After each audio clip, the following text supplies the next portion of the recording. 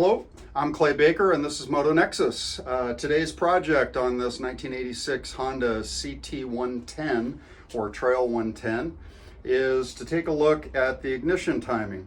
This particular bike has an electronic ignition, CDI ignition, and so I'm going to open it up and show you how to accurately set the timing, and then we'll take a look at it with a strobe light later on.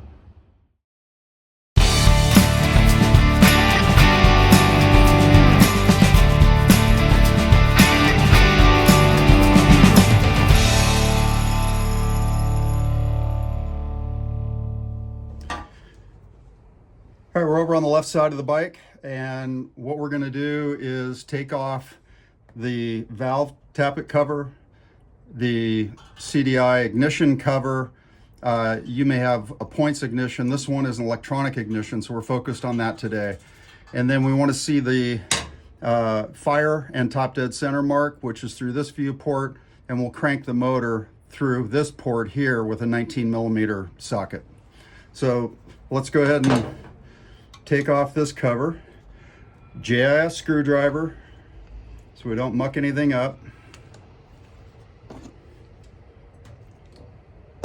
Got my little magnetic dish.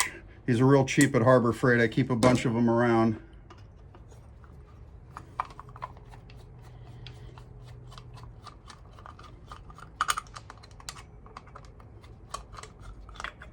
Now, this cover does have a gasket. You don't need to replace it if it's in good shape. This one appears to be. But if there's any damage to this gasket, go ahead and replace it because you don't want any water getting in here.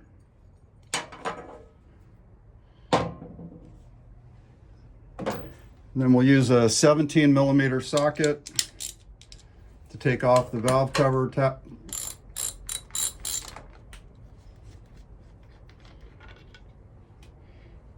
The primary reason I want to take this off is so that when the motor is at top dead center, you should be able to wiggle. See, and that's tight. So I know the motor's not at top dead center right now. When it is, and I'm on that mark, I can check it and see that I can wiggle the rocker and the valve tappet cover there. Now then, let's look over here. Just unscrew the side cover.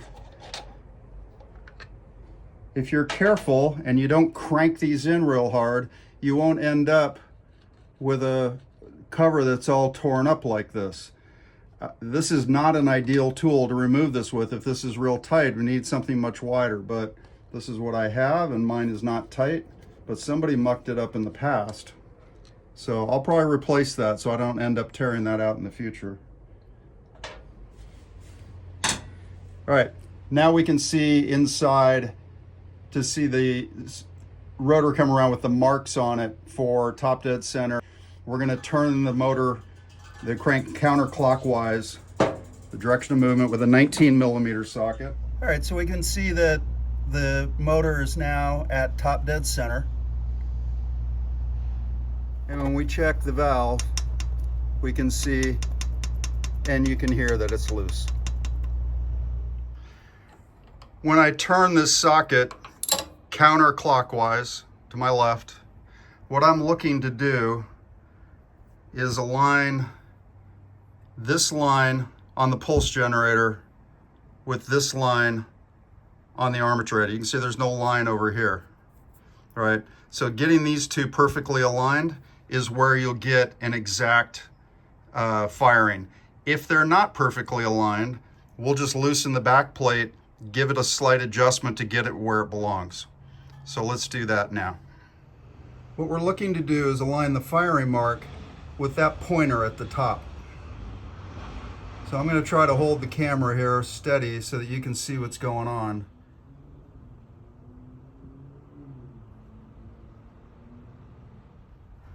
All right, now if we look over at our two marks, they're really close, but they're not perfect.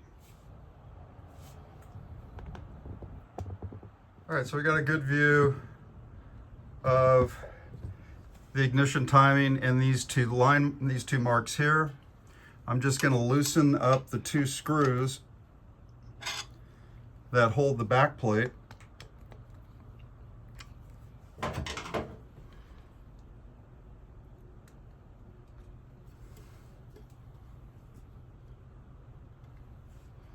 All right, that looks really good.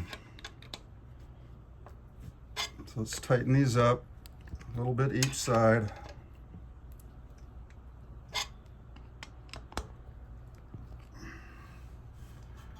Okay, so I've tightened the backing screws. I think we have a really good alignment now, and we're right on the F mark. So the next thing to do is to start this up and see that the F fire mark is actually dead on with a strobe light. All right, so I have my timing light hooked up to an auxiliary 12-volt battery because that's what this needs. Spark plug wire connection is made over there. Got the bike revved up a little bit. Let's see if we can see inside.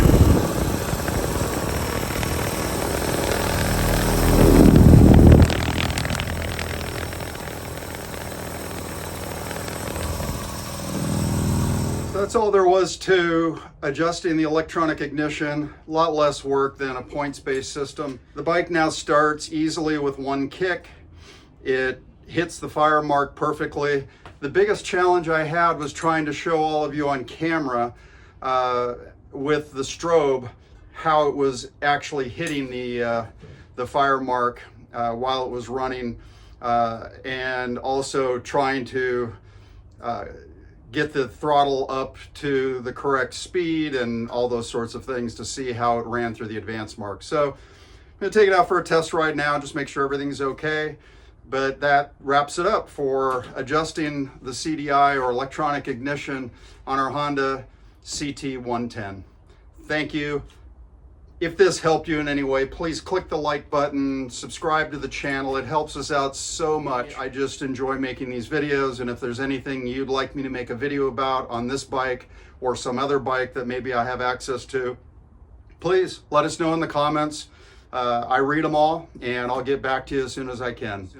Thank you for watching. I appreciate it.